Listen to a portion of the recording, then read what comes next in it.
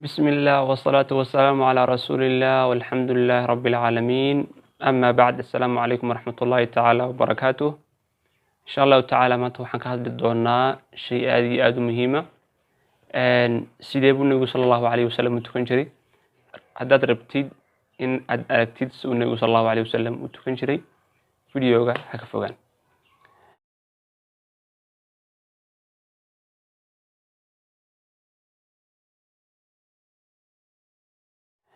nabigu sala allahu calayhi wasalam waxaa laga soo wariyey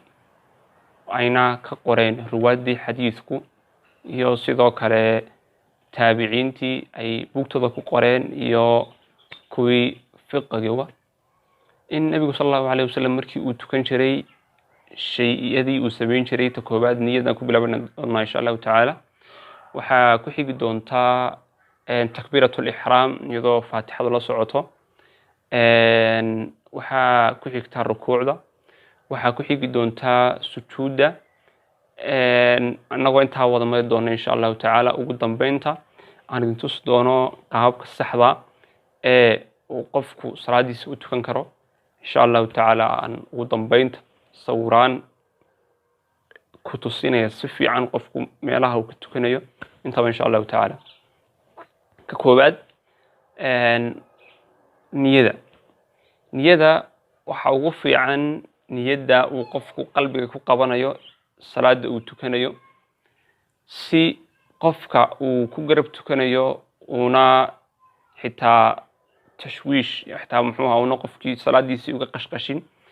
in uu qofku niyada iskaga qabsado salaada uu tukanayo. waana shay qurux badan caadi ah markaad salaada tukanaysid, waayo salaada marka la tukanayo badanka waxaa loogu talagalay in lagu tukado meel aamusan, si uu qofku niyadiisu ay usoo xaadirto, uu niyada uu salaada ugu tukanayo ay u dhamaystirnaato, si uu salaada kaliya hata uu niyadiisu ugu faaruqdo. niyada lagu qabanayana fiican salaada uu qofku tukanayo inuu ku qabsado, waayo marka uu qofku rabo inuu meel tago dee cidna uma sheego, ma yidhaahdo halkaasan tegaya, waxaasan qabanaya, waxaas kalan qaban doonaa, laakiin niyadu ku qabtaa wixina uu qabtaa. salaaduna waa saas oo kale, acmaasha la qabanayo bay la mid tahay oo waxay u baahan tahay kaliya tan niyad aad qalbiga ku qabatid bas, tu kale ma baahna. lambar 2 waxaa ku xigtaa salaadii la xidhanayay. salaada waxaa lagu xidhaa lasla wada garanayaa allahu akbar, oo kelmadda haddanad ku xidhan salaadaada kuma xidhna. allahu akbar marka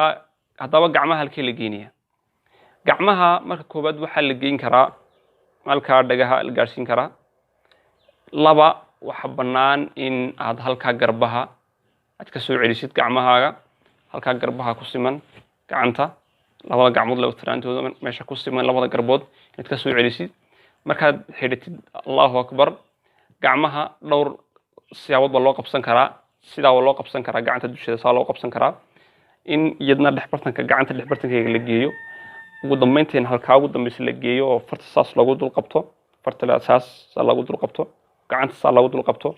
iyadna way bannaan tahay, oo intuu waa waxyaalo wada bannaan oo adiga tii ku fudud maad ka qaadani. sidoo kale meelaha gacmaha la dhigayo, iyadoo kor waa loo yar dhigi karaa, meelaha laabta la gaarsiin karaa, hoos waa loo yar dhigi karaa, laabta hoosteeda in yar baa la dhigi karaa. laakiin inaad gacanta sii wada dayso halkaa xundurta garab geyso ama caloosha dhexbartankeega dhigto waa la diiday, ama waa laabta ama laabta in ka hooseysa bas. waxaa ku xigta rukuucdii. rukuucda markuu qofku tagayo waxa uu isku horreysiiyaa gacmaha. sidoo kale waxyaalaha uu akhriyana waa la soo garanaya waa subxaana rabbiya alcadiim. haddaba qofku marka uu rukuucayo waxa uu qabsanayaa jilbihiisa, saasuna u qabanaya sida gacanta imkaan u qabto kale ay jilbka u qabanaysaa. sidoo kale waxa aad samaynaysaa gacantaadu in ay fidsanaato oo aan laab saa xagal samaynayo kale ama saa usoo taagmayo kale inaad samayn, oo si saa u siman inaad u haysid, oo dhabarkaaguna isku sinaado, oona dhabarka sidaa intaad u taagtid gacmahana sidaad tiraahdo waa khalad. in gacmahaaguna sinaadaan dhabarkaaguna sinmo ayaa labadaba loo baahan yahay. waxa ku xigta taas in aad ka soo kacdid rukuucda oo tirahdid samic allahu liman xamida. intaana caadi ahaan waxa salaad kasta ku jirta in loo yaqaano tuma'niina ama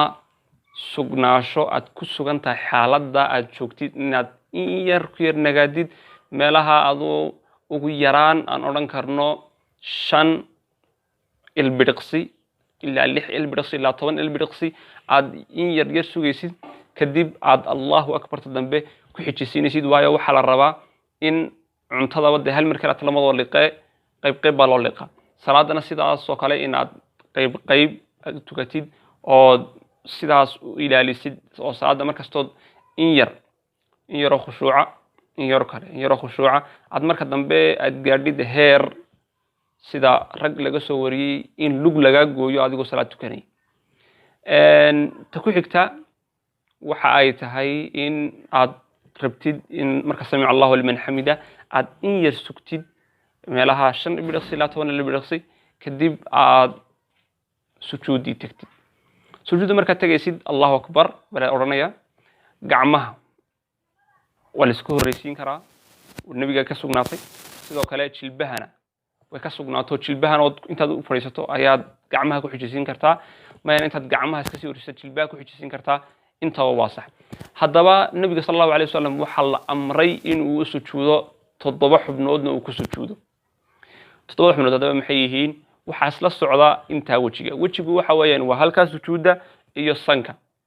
oo markaad fartaada saa ugu qabatid waxa aad fartaadu ay wada qabanaysaa halka sujuuda iyo sankaaga wada qabanaysaa waxana loo baahan yahay in wajigaagu iyo sankaagu ay dhulka wada saarmaan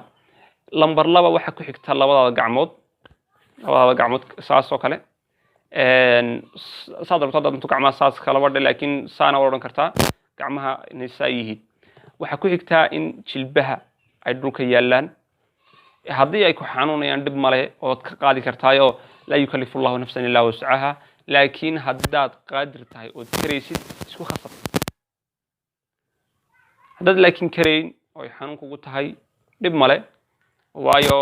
quraanka ay ku taala la yukallifu Allahu nafsan illa wus'aha ilaahay waxaan kugu soobay ma hadda inaad muxuu ahaa aad isku khasabtid laakiin intaad karaankaaga ay tahay inaad gaarsiisid baa muhiim waxa ugu dambaysa cagahuna inay dhulka saarmaan ayaa muhiima oo dadka bar kamida ba cagaha kor u qaada ma qurux badna oo culimada bar baa waxay qabaan hadii aad cagahaaga kor u qaadid ama 7 xubnood ee rasuulka sallallahu alayhi wasallam la amray inuu ka sujuudo adigu mid kamida dhulka ka qaadid oo liman adoo kasa oonan ahayn muxuu ahaa tuu ku xanuuntay ma waxa soo kale ahayn in aad muxuu ahaa sujuudaas ama salaada aad tukanaysid bigabi ahaanteedba ay ka burtay waayo sujuudu waxay kamid tahay arkaanta salaada kamid tahay way ku jirtaa waxa ku xiga fadhiga la yukallifu Allahu nafsan illa wus'aha oo si alla sida aad jeceshay adiga raaxada ku ah ay ka birsan kartaa athiyaadka farta ayaa saa loo qabtaa oo saas goobo kala la sameeyaa fartana saas weyn u taagnaataa marka laba saal loo wada taago xoog laakiin in yar oo naqan baa saa la yar qabtaa oo saa loo sameeyaa oo si in yar oo naqan baa la yar tuur loo yar sameeyaa markaad socotid ashhadu an la ilaha illa allah wa ashhadu anna muhammadar rasuulullah ana tahiyaadka in yar bad yar dhaqaajinaysaa oo si tawxiid kor yani ilaahay u jeedid in yar kor dhaqaajinaysaa waana intaas sujuudaha qaar baa la diiday sujuudaha qaar kale la diiday waxa kamida in uu qofku gacmaha dhulka saa wada dhigo si caajisnimo oo xusulkii iyo gacantii inta dhulka dhan wada yaalo ee la diidan yahay oo sujuudaas oo kale nabigu u diiday sallallahu alayhi wasallam mana fiicnina loo sujuudo qaabkaas waana shay marka salaada la tukanayo waa waxaan rabnaa in ilaahay ugu dhawaano waana shay muhiima in aan iska saxno oo iska saarno kaalin weyn oo waana muhiim ugu dambeynta waxaan idin tusi doonaa sawiraan qaababka saxda ee qofku intaba uu sameyn karo takbiiratul ihraam ka soo bilow ilaa insha Allah ta'ala atihiyaadka qaababka fadhigana adiga sidii ku raaxo badan ee dadkana ku dhibayn ayaa adna ku fiican intaaba insha Allah ta'ala waan soo dhigi doonaa wassalaamu alaykum wa rahmatullahi ta'ala wa barakatuh